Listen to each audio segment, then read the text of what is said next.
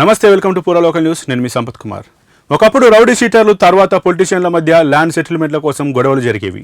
ఇప్పుడు హైదరాబాద్లో చెత్త సేకరణ దందా వ్యవహారం మాఫియా అవతరించడానికి కారణమైంది. ఏరియా నాదంటే నాదంటూ గ్రూపుల మధ్య గొడవలు జరిగి చివరకు హత్యల వరకు వెళ్తున్నాయి. 4 నెలల క్రితం కేపీహెచ్బీలో 10 ఇండ్లకు సంబంధించి చెత్త సేకరణ విషయంలోనూ ఓ కార్మికుడిని తోటి కార్మికులే హత్య చేశారు. గత నెలలో అబ్దుల్లాపూర్ మెట్లోనూ చెత్త సేకరించే కార్మికుడిని తోటి కార్మికులు చంపబోయారు. ఈ సంఘటన మరొక ముందే తాజాగా ఆదిబట్ల ఘటన జరిగింది. దీంతో అసలు స్వచ్ఛ కార్మికుల ఏరియాలకు ఇంత డిమాండ్ ఎందుకు ఉంది?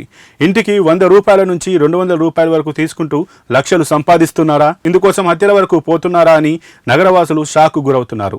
చెంగిచెర్ల గణేష్ నగర్కు చెందిన పండిపాటి బక్కయ్య అలియాస్ నాగరాజు తన దగ్గరి బంధువులైన శ్రీశైలం నరసింహతో కలిసి ఆదిబట్ల ఇబ్రహీంపట్నం మున్సిపాలిటీలోని కొన్ని ఏరియాల్లో చెత్త సేకరించేవాడు.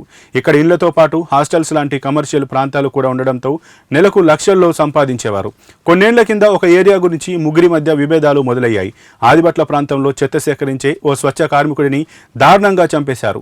3 నెలల కింద అపహరించి చంపి మూట కట్టి మూసీ నదిలో పడేయగా పోలీసుల విచారణలో అసలు విషయం బయటపడింది. మరిన్ని అప్డేట్స్ కోసం చూస్తూనే ఉండండి పూరా లోకల్ న్యూస్.